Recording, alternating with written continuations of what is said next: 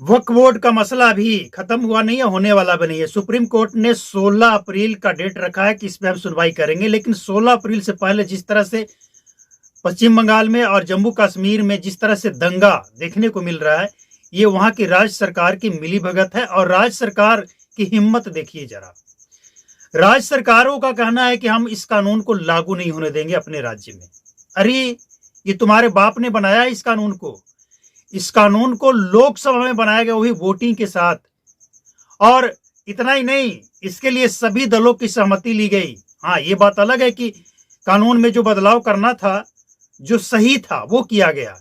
इन लोगों का डिमांड जो था वो उसमें ऐड नहीं किया गया। ये तो फिर मतलब क्या था बदलाव करने का कानून में? कोई मतलब ही, फिर तो जो कानून बना हुआ था वही काफी था। लेकिन पारदर्शिता लाना कितना जरूरी था, ये मुसलमान भी समझ रहे हैं इस बात को। लेकिन जो भड़काया जा रहा है, जिसको उस्काया जा रहा है, ये लोग रोहिंग्या हैं, विदेशी हैं। कौन है ये लोग? इन लोग कहां से आया? और इस देश में एक कानून और बनना चाहिए कि ये जो आंदोलन करने वाले होते हैं ना, जो दूसरे के बच्चे बीवी को आगे करके आंदोलन करते हैं और खुद पीछे बैठकर मजे लेते हैं, एक कानून बनना चाहिए कि जो आंदोलन करने वाला होगा उसको परमिशन तो लेना ही होगा, और साथ साथ उसके बीवी बच्चे उस आंदोलन में आगे होने चाहिए।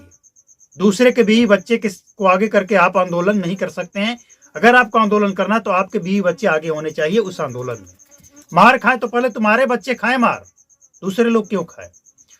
और राज्य सरकार जिस तरह की हरकत कर रही है, मुसलमानों को बेवकूफ बना रही है। ये तेजस्वी यादव, क्या औकात है? औकात क्या है? बाप ने कानून बनाया है और बाप ने मांगा था कि कड़े कानून बनना चाहिए, और सरकार बनी तो हम कूड़े में फेंक देंगे। बाप का राज है क्या? बाप का राज है? पहले सरकार तो बना लो, इसके बाद बात करना कि कूड़े में फेंकेंगे या नहीं फेंकेंगे। केंद्र सरकार का बना हुआ कानून योजना नहीं है कि हम लागू नहीं करेंगे अपने राज्य में। ये कानून है, राष्ट्रपति का मोहर होता है इसमें, स्टाम्प, सिग्नेचर, और कानून बनने के बाद ऑटोमेटिक पूरे देश में लागू हो जाता है। किसी राज्य सरकार से परमिशन लेने की जरूरत नहीं है। लेकिन बेवकूफ बनाने की सारी हदें पार कर रहे हैं। और हैरानी तब होती है जब इनके झांसे में मुसलमान आ जाते हैं। अरे, तेजस्वी यादव हो या फिर अखिलेश यादव हो, ममता बनर्जी हो, उनके पार्टी के लोग नाराज हैं कि क्या कर रहे हो यार। पारदर्शिता लाने के लिए कानून है ये, इसमें घोटाला हो रहा था, तुम चाहते थे कि घोटाला नहीं हो, तो फिर एतराज क्यों है? और अगर तुम चाहते थे कि घोटाला होता रहे, ये अंधेरे घर बना रहे, तो असली वजह तो ये है कि इन लोगों को जब लालू यादव जब सिफारिश कर रहे थे कि कड़े कानून बनने चाहिए, तब कमीशन नहीं मिलता था। बाद में कमीशन जब मिलने लगा तो ये विरोध करने लगे। तो ये स्थिति है। वक्फ बिल जो पास हुआ है, इसमें ऐसा कुछ नहीं है कि जिसके पास पेपर है, भाई पेपर तो होना चाहिए ना। अगर हमने कहीं से खरीदा है तो उसका कोई सोर्स होता है, किसी ने दान में दिया है तो उसका सोर्स होता है, तो वैसे ही होना चाहिए। जमीन बढ़ता गया और उसका रेवेन्यू घटता गया, ये कैसे हो सकता है? मतलब इसमें गड़बड़ है। और देखिए, अब ये जब कानून बना है तो परत दर परत देखिए कैसे सच्चाई आएगा। ओवैसी और जो मुस्लिम के बड़े बड़े लीडर बनने का ढोंग करने वाले लोग हैं, वो सब एक्सपोज होने वाले हैं। तो ये वक्फ बिल जो पास हुआ है, ये लागू हो चुका है। चिल्लाने वाले चिल्लाते रहे। हाँ, इनके पास ऑप्शन है, सुप्रीम कोर्ट जाए, सुप्रीम कोर्ट में सुनवाई होगी। लेकिन तब तक अगर कोई दंगा फसाद करता है देश के अंदर, जिस राज्य में होता है, उस राज्य के मुख्यमंत्री को नोटिस भेजकर पहले ये पूछा जाए कि तुमसे ये कंट्रोल होगा या नहीं होगा। अगर नहीं होगा तो राष्ट्रपति शासन लगाकर और दंगाइयों को एक एक चेहरे को पहचान कर उस पर कार्रवाई होनी चाहिए। आज ये हवाला दे रहे हैं कि किसान कानून वापस हुआ कि नहीं हुआ, हम ये कानून भी वापस करवा लेंगे। तो ये क्या चल रहा है देश में? कोई भी मुंह उठाकर आए और कानून वापस कराने की बात करे, देश में दंगा फसाद करे, कुछ भी करे, और उसको कोई रोके नहीं। आजादी आर्टिकल 90 का यहाँ पे दिया जा रहा है 19 का, आर्टिकल 19 का हवाला दिया जा रहा है कि बोलने की आजादी, हम कुछ भी कर सकते हैं। अरे कुछ भी कर सकते हो, लेकिन मतलब क्या? मतलब क्या है इसका भैया? किसी को नुकसान पहुंचाओ, किसी की संपत्ति का नुकसान पहुंचाना है आजादी का मतलब ये जो करने वाले लोग हैं आजादी के नाम पे, ये आजादी नहीं है, ये तानाशाही है, ये रंगदारी है, ये हिटलरी है, और इस पे लगाम लगनी चाहिए। लेकिन लगाम लगाए कौन?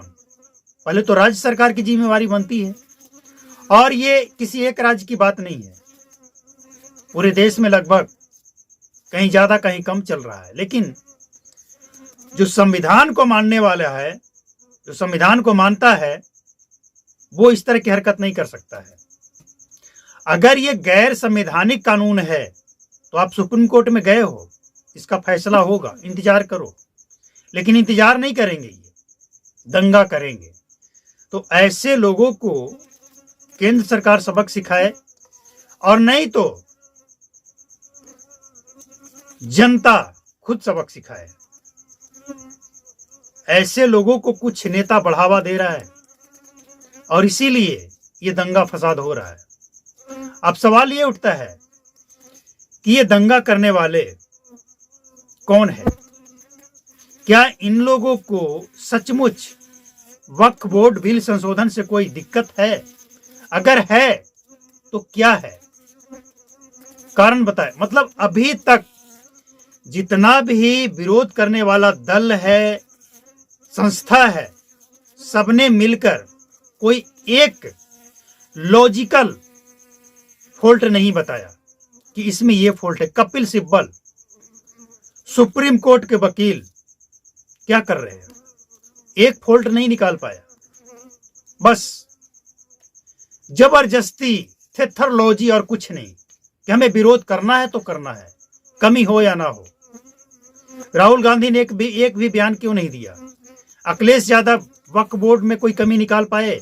नहीं निकाल पाए, क्योंकि है ही नहीं। लेकिन विरोध करना है। तो ये है इनकी मानसिकता, और ये है इनकी चाल, जो देश में अब कामयाब होने वाला नहीं है। देश के लोग समझ रहे हैं कि इन लोगों को क्या चाहिए देश के अंदर। यही बिल अगर ये लोग लेकर आते तो कहीं कुछ नहीं होता, क्योंकि लूटने वाले के हिसाब से कानून बन जाता। लेकिन लूटना बंद हुआ, ना खाऊंगा ना खाने दूंगा, तो दिक्कत तो होगा। और जितने भी इसमें प्रोटेक्ट करने वाले हैं, दंगा भड़काने वाले जो आगे हैं, वो सब खरीदे हुए गुंडे हैं। उन सबको खरीद लिया गया है, इस्लाम के नाम पे भड़का भड़का कर खरीदा गया है, और कुछ नहीं है। सच्चाई कोसों दूर है। जो इन लोगों का बयान है, सच्चाई इससे कोसों दूर है। इस बिल में ऐसा कुछ है ही नहीं, इस कानून में ऐसा कुछ है ही नहीं कि किसी के पास पेपर है, सबूत है, सब कुछ है, और उसका जमीन, उसका मंदिर, उसका मजार छीन लिया जाएगा, उसका मस्जिद छीन लिया जाएगा, उसका चर्च, गुरुद्वारा छीन लिया जाएगा। ऐसा कुछ है ही नहीं। लेकिन जो गलत तरीके से किसी के जमीन पे हाथ रखकर बोल दिया ये मेरा है, वो तो छीना जाएगा। वही तो पारदर्शिता लानी है कि आखिर वो जमीन किसने दान किया, दान करने वाले का जमीन वो था या नहीं था, ये भी तो देखना पड़ेगा ना। कोई कहते कि हम ये जमीन दे रहे हैं वक्फ बोर्ड को, और पता चले कि उसका है ही नहीं, फिर वो कौन होता है दान करने वाला? भाई है कौन वो? तो इन सब चीजों में पारदर्शिता लाने के लिए कानून है। दंगा करने वाले होश में आ जाओ, वरना होश में ला दिए जाओगे।